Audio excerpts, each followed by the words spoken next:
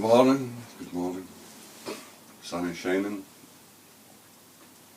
We just finished marking Magic Radio. I listen to Magic Radio when I'm in the horse show.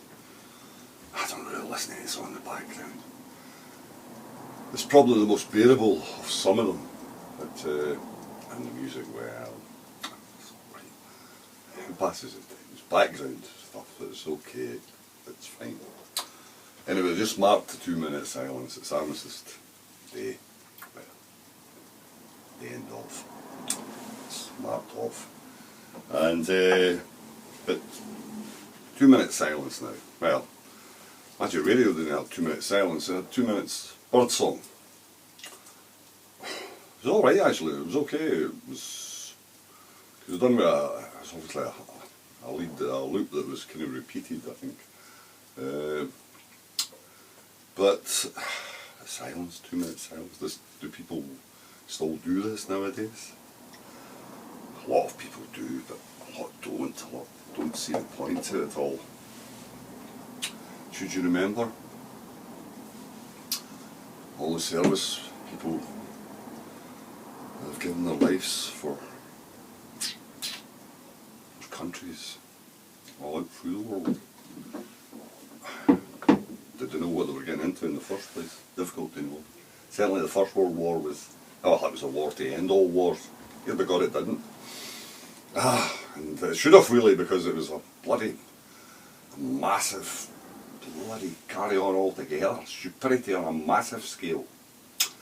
Murder on a massive scale. Slaughter of everything. And you think, when they said it was a war to end all wars, it should have been that altogether. But I'm afraid not. We've continued on our way, and we don't seem to be much wiser nowadays, but that's just going to light up. But I'm going to show you something that from the First World War, and well, it was sent to the troops in Christmas 1914, and it was sent over there, and it's a brass tin, and believe it or not, when I picked this up, as I say, I keep a rolling tobacco in it, so it's still serviceable. It's a bit bashed and downwards, and I'm trying to remember where I got it, but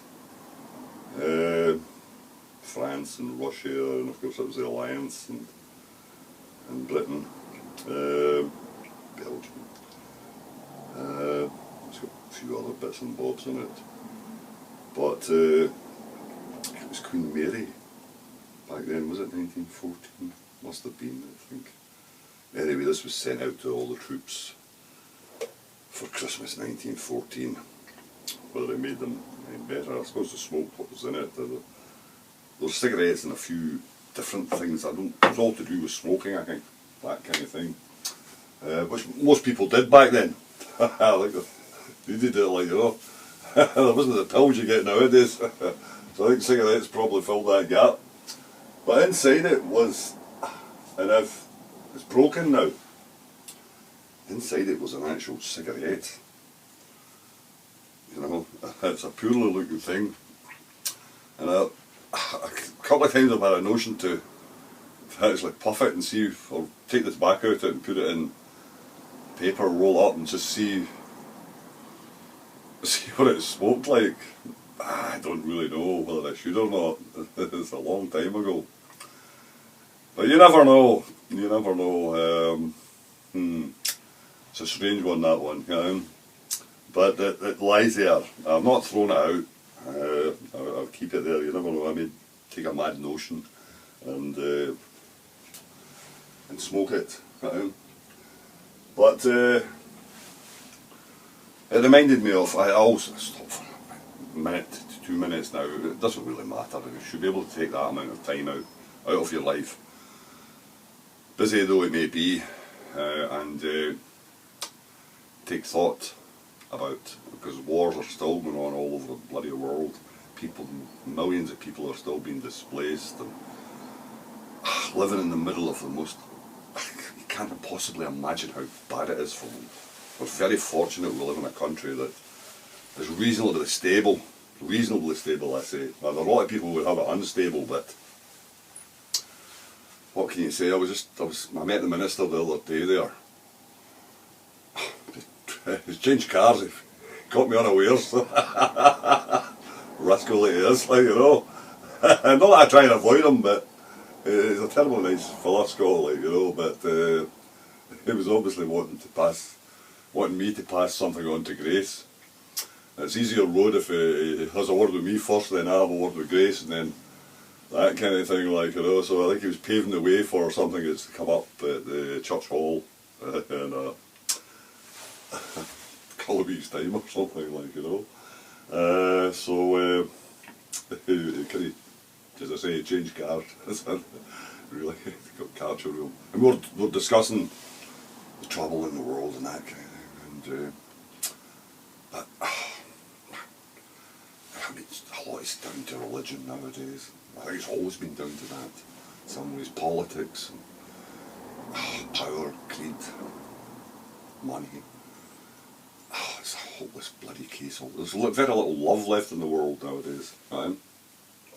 Well, it appears that way. I think it depends on how you'd best describe it. But anyway, we were discussing at length about the various things, like, you know. But I think it's one of these subjects you go on and on and on. There's, as I said the other day in one of my videos, there's just too many of us now, and there's less. There's just the same space, but there's more of us, so it's going to be a problem, you know. And we all seem to have our own ideas on things, so it's that kind of thing. But thinking back to when I was a very young boy. I may go on this thing, I never know actually. It was this one I was here that I sat U-root. I'm going to put an antler collar on it, and I'm busy working on it right now. Just machining it out so as I can get a seat for the antler, for the U into the antler, and then the dowel into the. But it's one of these things I'll juke around with. I'll need to go invest in a Dremel, I think. Yeah, well, that old one's just it's knackered. It's on its way out altogether. So, but anyway, yeah, when I was a very young boy, my next door neighbour, a chap called Willie Colligan, and lived with his sister. Both him and his sister hadn't been married, and Willie had been, his claim to fame, had been in the First World War. And I always remember going into the house, and either side of the fireplace, either side of the fire, was these two large brass shell casings that they had brought back from France, Belgium or wherever it was, at the end of the war. And there were battle scenes. I couldn't tell you exactly what they were, but they were in Boston kind of thing and whatnot. And they were very, very nice. And I always liked them as a young lad, and that kind of thing. And he used to say to me, "Do you like them, laddie?" I said, "Oh, yeah." But, well, you never know, some. I never ever got them, needless to say. So that was it, like, you know. And but they were a conny old couple, and as I said, but my father was brilliant. What was it? Willie got over there in time to come home. He was very fortunate in the fact that when he had been conscripted up and taken across, he was fortunate it ended up at the end. It was really at the end of the war. And so I think he got there in time to come home just about, or it wasn't long anyway, and so I think he was one of the fortunate ones that came back from it with, hadn't experienced the war. He'd probably experienced things, but not actual combat situation at all, like, if you call it combat. Like, I was watching The only one of the Blackadder ones I do like is that Go Forth.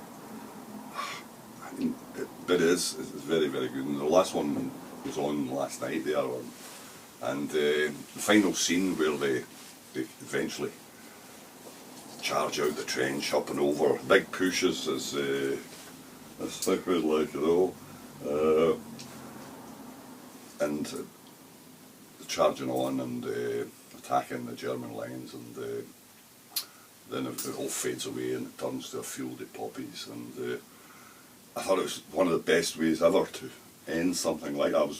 You know, how do you end a programme like that? And but they were all good in it, very, very good. And I think it highlights the stupidity of it all. And it was very, very good. And you think we would, nowadays in this day and age, we would be more, you know, up on things and not go down these roads, but no, we seem to be like, you know. And so, but anyway, wars, what are they good for? Absolutely nothing. As there was one of these songs, Frankie Goes to Hollywood, was it? I think, or something like that. Like that, bro, yeah. Anyway, so I thought I'd stick that in. It was armistice, and so we'll be at church tomorrow, hopefully, and that'll be that. But this one, yeah, I'm going to work away on a little while today. The sun's shining though, and there's, well, again, so much to do, that's it. But we shall leave you with it, and in the morning we shall remember then. Catch you again, cheers.